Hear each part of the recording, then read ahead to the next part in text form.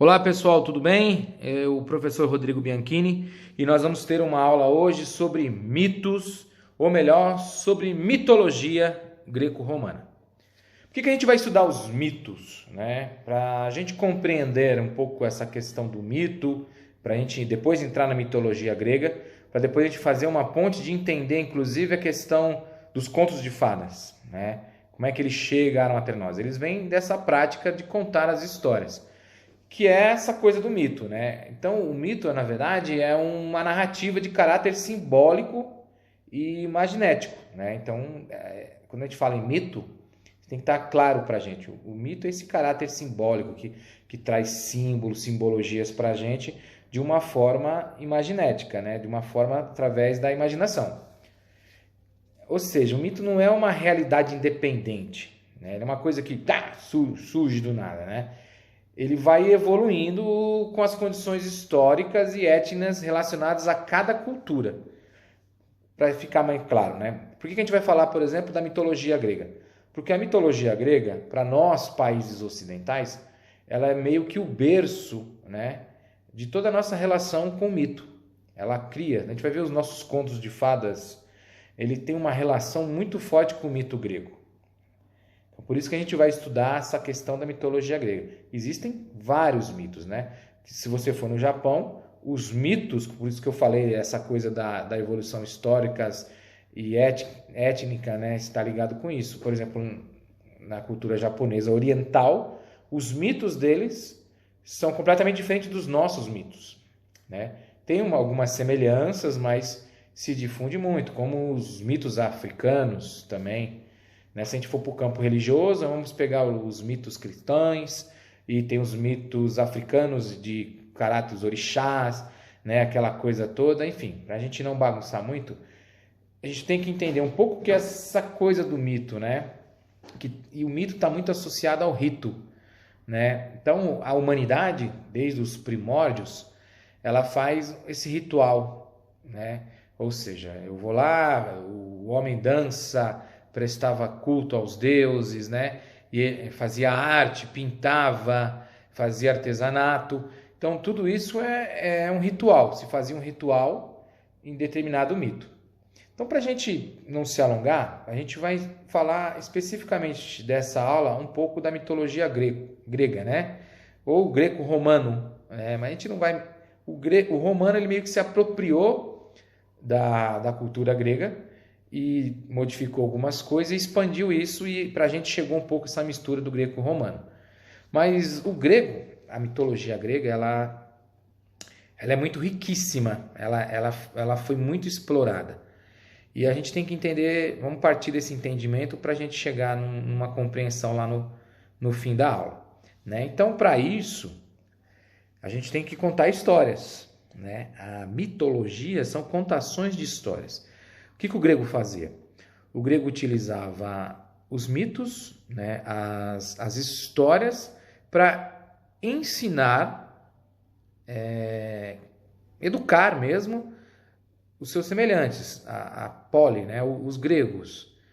Então, para a gente entender um pouco desse mito, eu vou ter que contar algumas histórias, não tem jeito, eu vou contando algumas histórias para a gente ter um longo do caminhar do pensamento grego, para a gente ter esse clique para entender por que o mito é tão importante e o que ele faz, ele tem essa importância na sociedade, principalmente na sociedade grega e inclusive hoje na sociedade contemporânea.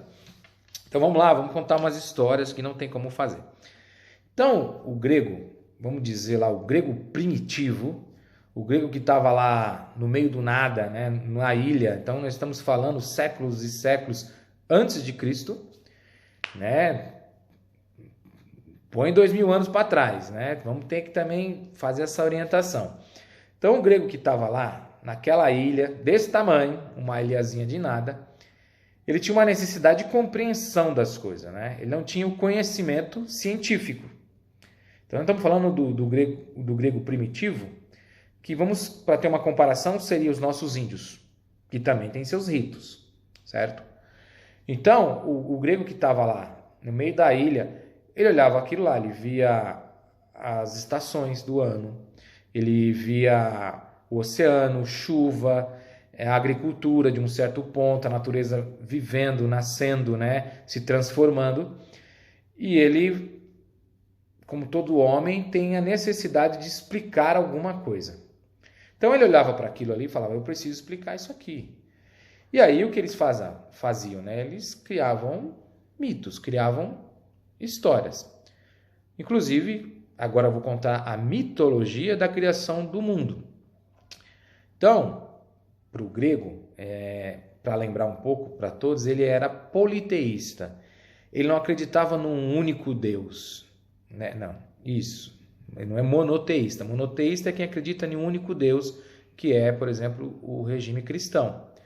O politeísta é o que acreditava em vários deuses, né? E esses deuses estavam ligados às forças da natureza.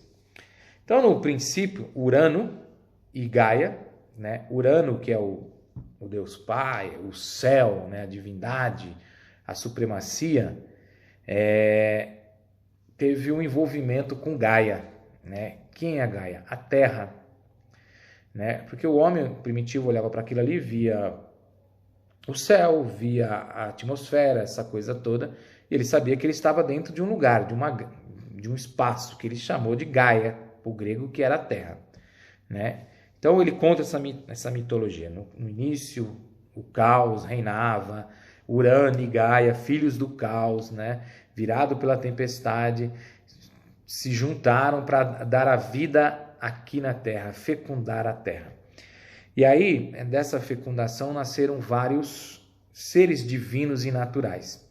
Um deles se chamava Cronos.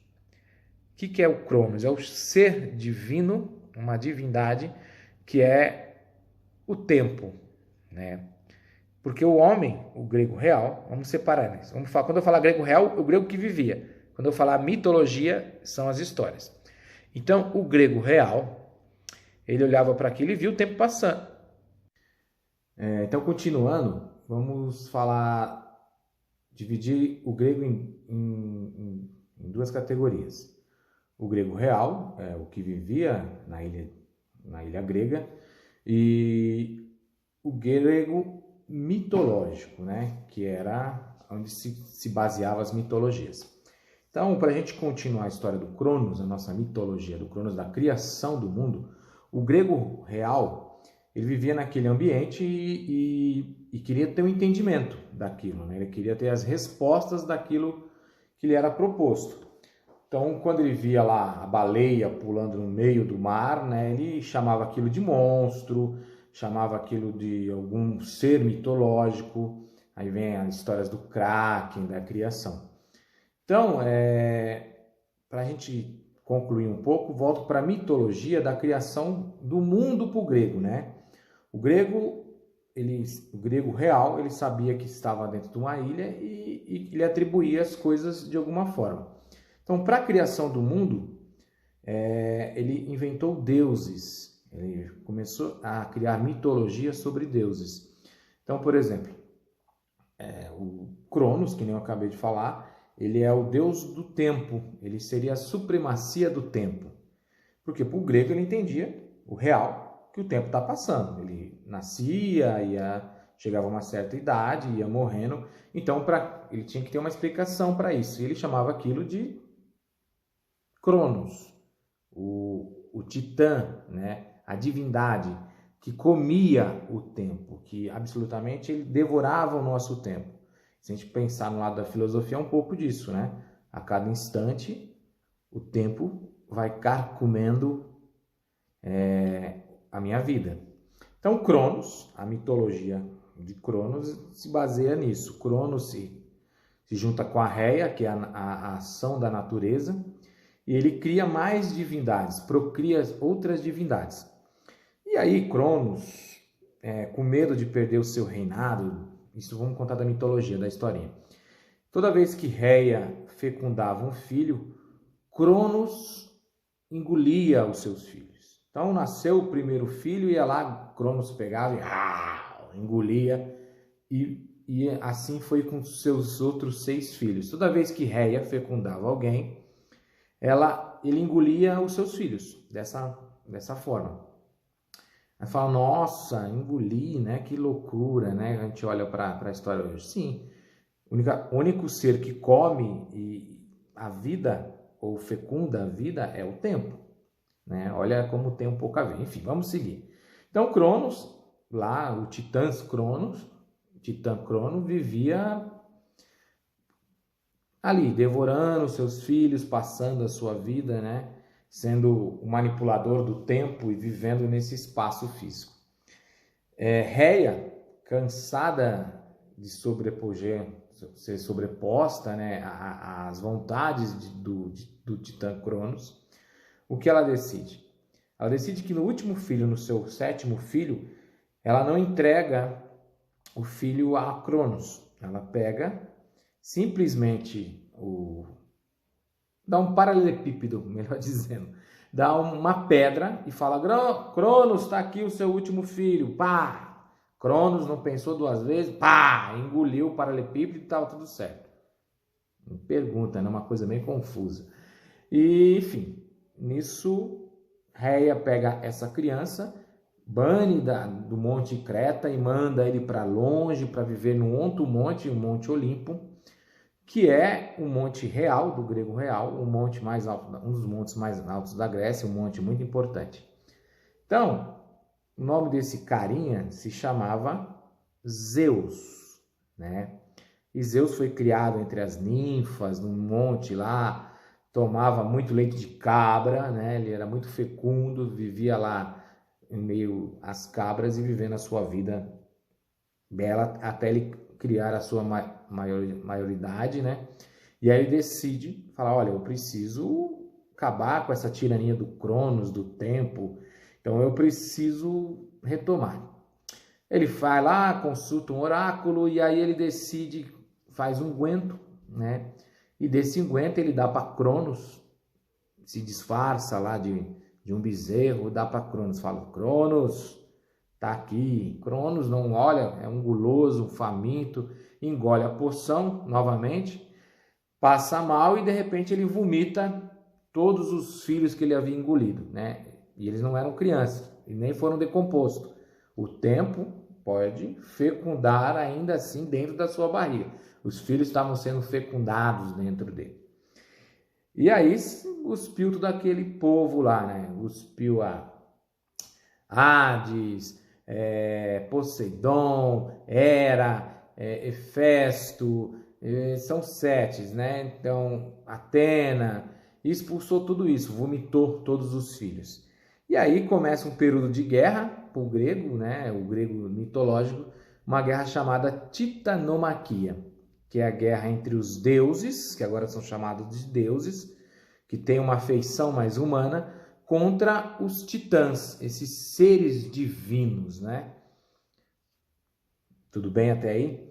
Vamos seguir então. Então, para a gente entender um pouco essa bagunça, por que eu estou contando tudo isso?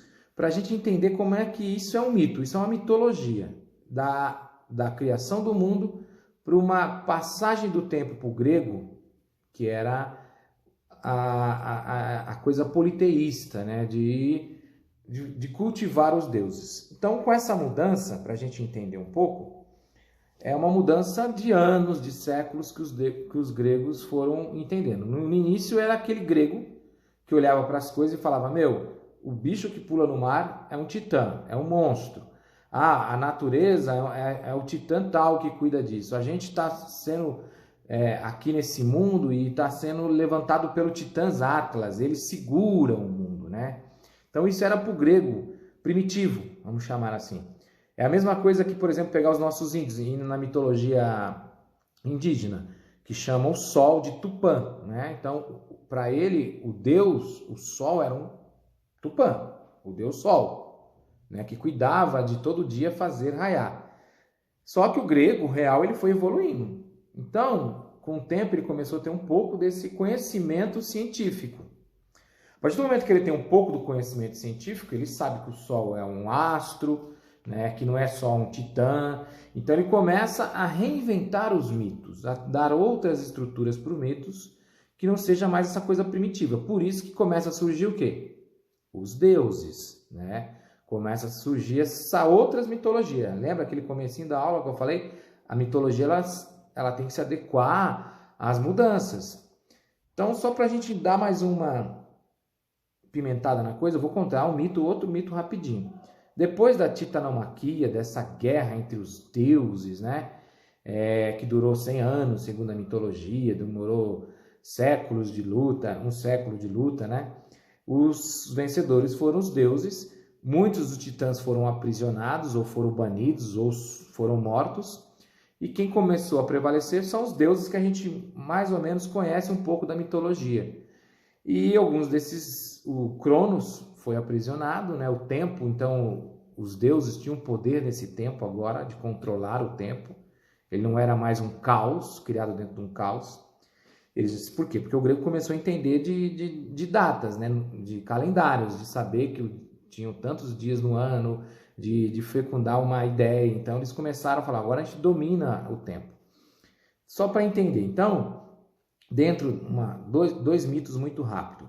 Um dos mitos, para a gente ilustrar isso, para ver como o grego começou a ter um conhecimento científico, é o mito de... fugiu agora. O mito, quando Cronos é preso, alguns titãs lutaram aos lados dos deuses. Um desses deuses, né, desses titãs, é o titã Prometeu, que era o ser da sabedoria, o titã do fogo, né, porque a sabedoria ela é representada pelo fogo. A partir do momento que o homem tem conhecimento do fogo, ele parte para um grau de sabedoria, né? Ele deixa de sair das cavernas e começou a caçar, a ser mais evoluído. Então, Prometeu lutou do lado de Zeus e dos deuses e falou, olha, quando a guerra acabar e se nós sairmos vitoriosos, eu quero que você dê a sabedoria aos homens, né? A nós, os terrenos. Zeus falou, beleza, né? Vai aí. Quando acabou a guerra, Zeus não estava muito feliz com essa ideia. Falou, não, melhor deixar o homem na ignorância, na escuridão, vamos deixar eles assim. Prometeu não contente, né? Roubou o fogo da sabedoria e entregou aos homens. A partir daquele momento, nós, seres mortais, vamos dizer assim, tivemos a sabedoria, a descoberta do saber. E aí não teve mais volta. Zeus ficou furioso, né? Falou, Prometeu, você não vale nada, você me enrolou, como é que você faz uma coisa pelas minhas costas, seu traidor? Castigou Prometeu, né? Pegou Prometeu, aprisionou ele no Monte Cáucaso e Prometeu ficou lá acorrentado, né? E não contente, como o grego gostava de uma tragédia, ele fez a seguinte coisa, né? Vai ser assim, de manhã, quando amanhecer, virá um corvo, e esse corvo vai ficar o dia inteiro, Prometeu acorrentado, esse corvo vai comer o seu fígado o dia inteiro, vai ficar ali, beliscando pedaços da sua carne até chegar no seu fígado e comer todo o seu fígado. No fim da tarde, quando você chegar no ápice da sua dor, você vai desmaiar, né? O Prometeu desmaiava, passava a noite desacordado, e durante essa noite, o seu fígado, perdão, ele voltava a um processo normal, ele se regenerava. E na manhã seguinte, o que acontecia? Novamente, o corvo vinha e comia ele. E esse foi o castigo de Prometeu para ele ficar lá a eternidade inteira. Ele não ficou porque um semideus, que a gente vai chegar daqui a pouco, chamado Hércules, libertou Prometeu do seu castigo. Isso é mitologia. Isso é um mito. Beleza. Professor, o que rola aí? O que é o grego real? O grego real, que vivia na Grécia, já evoluída, que começa a ter um conhecimento científico, olha para aquilo e ele tem um estudo de anatomia e ele entende que o único órgão do ser humano que se regenera é o fígado. Isso, pasmem, para quem não sabia. O fígado tem uma capacidade regenerativa. Então, se eu corto um pedaço do meu fígado, ele vai, claro que não da noite para o dia, que nem o Prometeu, mas ele vai se regenerando, ele vai criando camadas e se regenerar. Ele se regenera, né? Por incrível que pareça, o grego daquela época já tinha esse conhecimento científico. Tinha esse conhecimento como? Estudando possivelmente os defuntos, né, os mortos, fazendo um estudo do corpo. Possivelmente o mesmo grego que operou o cara que foi para a guerra e foi lá, perdeu um pedaço do fígado, mas sobreviveu. De repente, quando ele morria, ele abria o cara para estudar e via, nossa, o fígado do cara que eu regenerei está intacto, voltou ao normal. Então é um estudo, claro que existem outras maneiras. Então entendemos, vamos só para a gente entender esse mito, para que serviam os mitos? Voltando lá no começo da aula, os mitos servem para ensinar, para fazer um culto ritualístico ao povo. Então, olha como o grego usava da mitologia simplesmente para ensinar. Para ficar claro, para a gente deixar bem claro essa coisa para a gente seguir para essa história do mito. Então, outro mito, né? Um mito muito interessante também.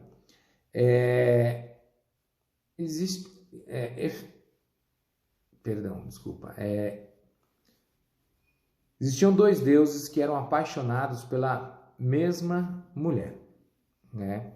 Esses deuses eram Hades e o outro deus era o deus Hefesto, o deus caído, né? Hades, o senhor do submundo, que cuida das nossas almas, e Hefesto é o deus que produz as armas divinas, né? Ele é o deus vulcão que cuida da produção, de fazer armas, de confeccionar armas para os deuses. Eles eram apaixonados. Hefesto, né? Ele era um deus caído, ele é chamado de deus caído porque quando ele caiu durante a guerra ele ficou todo deformado, né? Então era chamado de deus caído. E nenhuma das deusas gostava muito da sua afeição rude, essa coisa toda.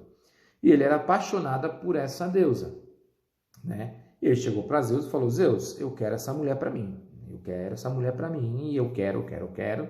Zeus falou: pô, leve embora, vai, pode ficar. A deusa foi também, porque também tinha um coração bom, foi viver com Hefesto lá na sua caverna. Só que Hades também gostava, e todo ciumento, né, também gostava dela. Numa certa manhã sequestrou essa deusa e levou ela para o submundo. Pronto, foi declarada a confusão. Todo mundo chegou lá para Zeus: Zeus, eu quero a minha mulher de volta. Daí Zeus, Hades, devolve a mulher pro cara, você já tem mais de 5 mulheres aí, que não sei o que, né? Hades falou: não devolvo, é minha, não devolvo, pronto, acabou. É aquela confusão, uma brigaiada danada, né? A deusa, cara de nada,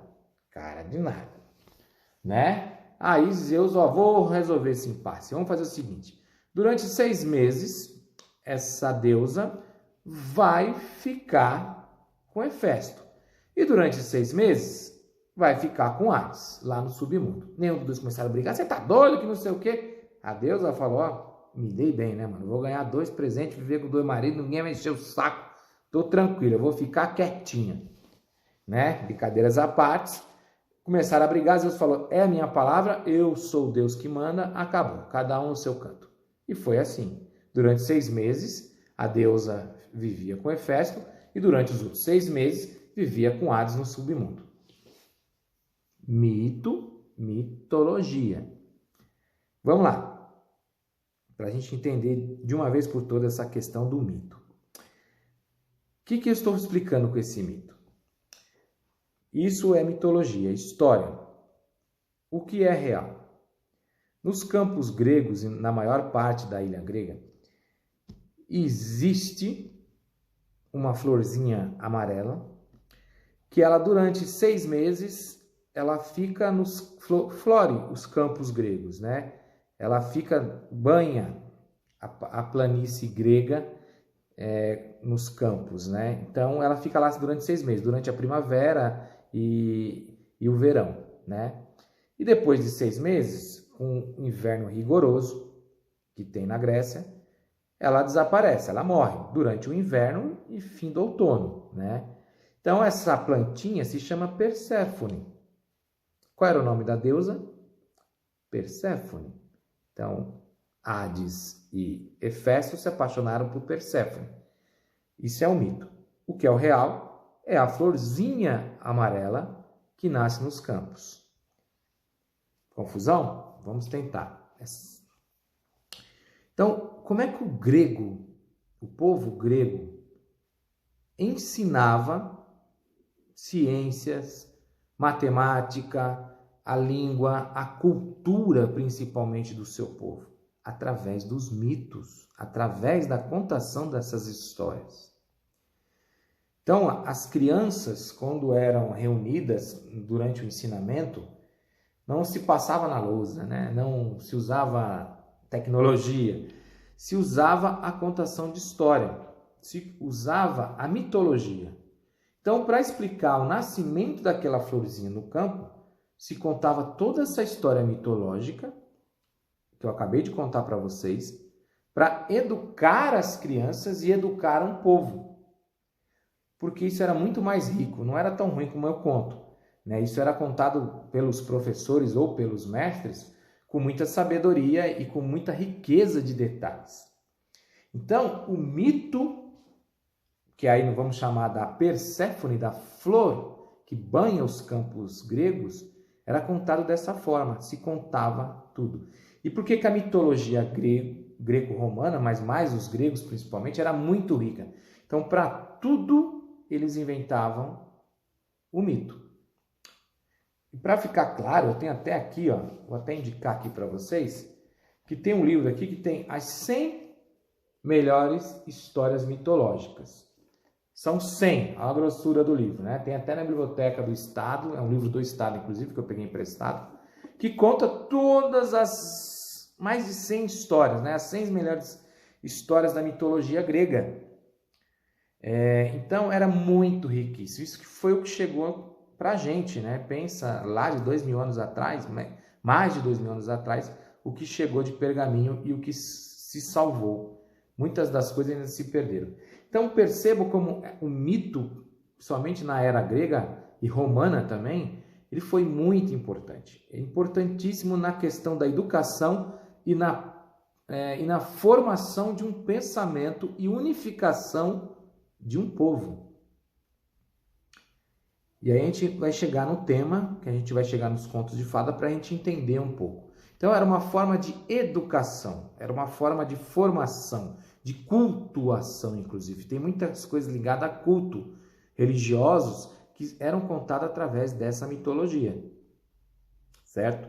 Então, para a gente também finalizar um pouco dessa aula, para não ficar muito extensa, a gente vai percebendo isso dentro da mitologia. Por quê? Porque eu falei que primeiro o grego primitivo, vamos falar dos gregos reais, o grego primitivo, ele não tinha conhecimento científico. Então, as mitologias, elas eram mais primitivas, sem explicação.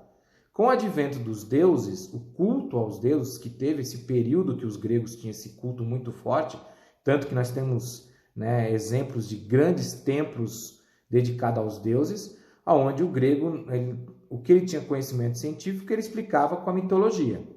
O que ele não tinha, ele também fazia a mitologia dos deuses. Então, eu não tenho total conhecimento do trovão, então eu crio um deus para isso.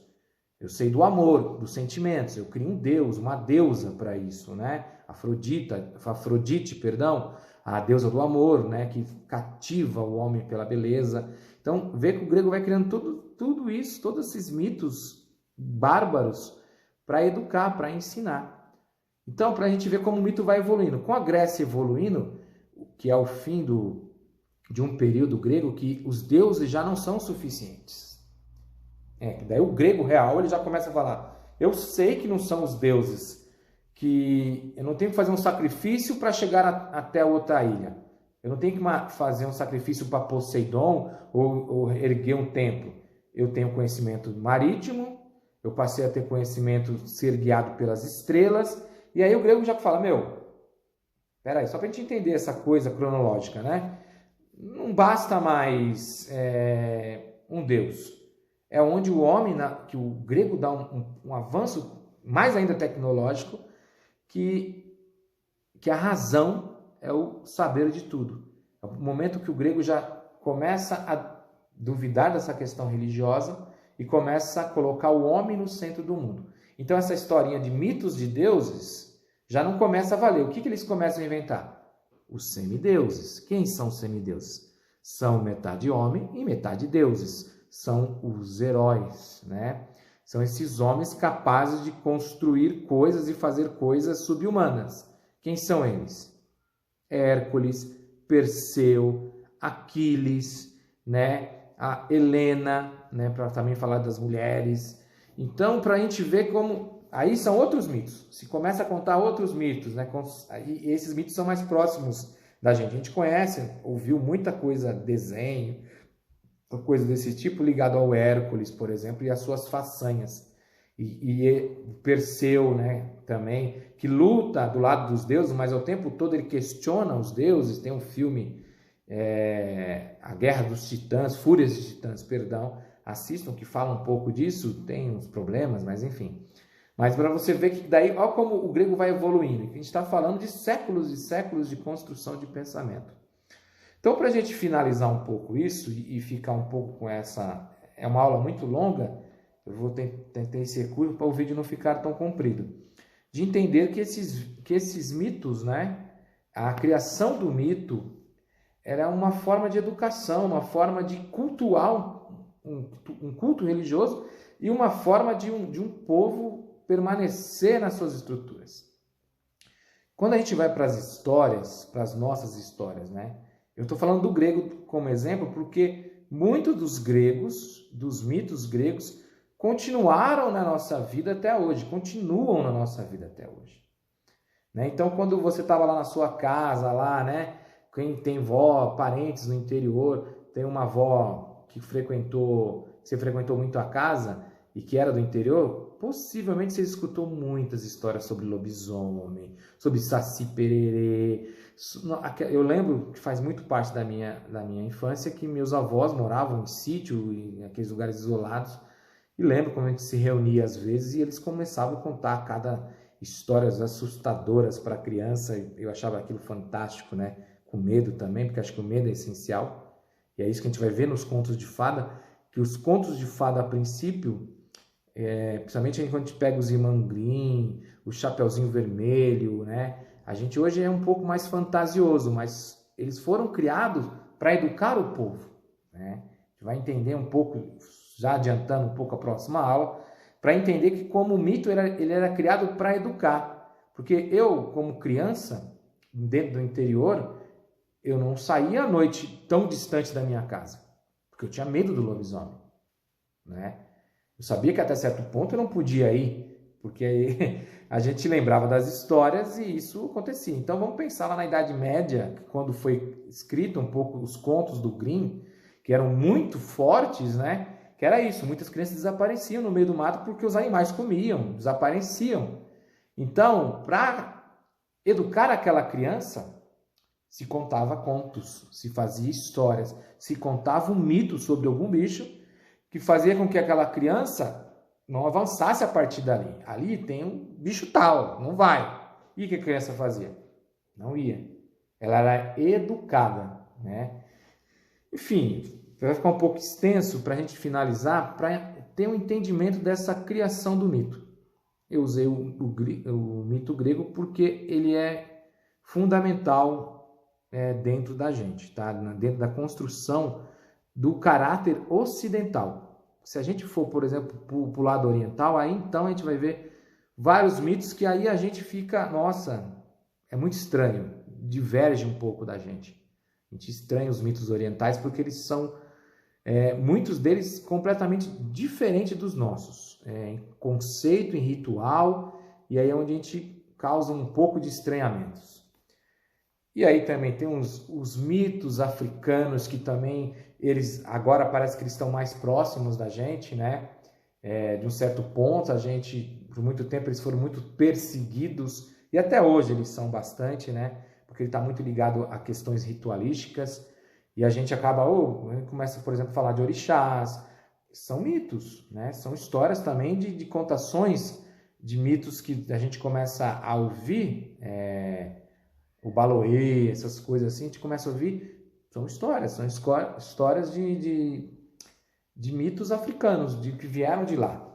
Eu não vou me alongar dentro disso, mas para a gente entender os mitos, quando a gente fala, chega lá no começo do ano, né, fevereiro, vai falar sobre os índios, né? Parece tão próximo, mas ao mesmo tempo a gente não conhece.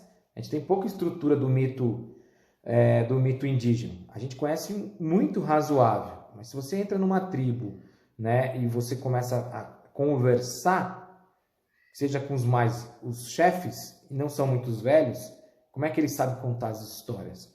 Porque é isso. Lá também tem essa questão do mito e da criação feita com o mito. Então, isso é passado de geração em geração. E a tribo que se mantém em pé, nas suas raízes, ela consegue chegar e contar o mito que era contado dos ancestrais há milênios, há séculos passados.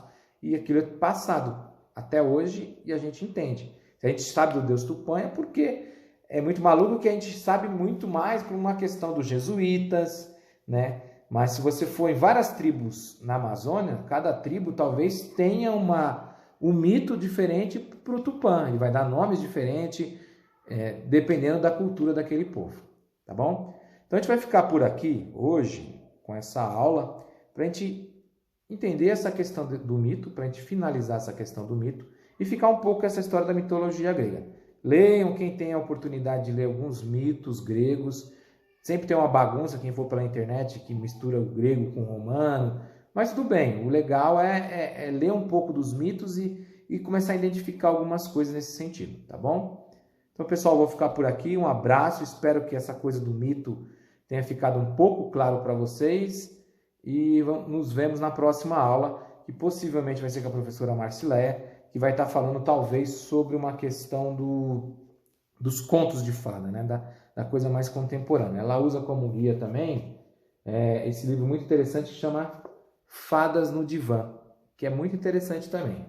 Fica esses 2 livros de recomendação, eu vou mandar o material para vocês e espero que vocês aproveitem, tá bom? Qualquer dúvida a gente vai tirando, quem sabe presencialmente quando a gente voltar. Um abração, pessoal. Tchau.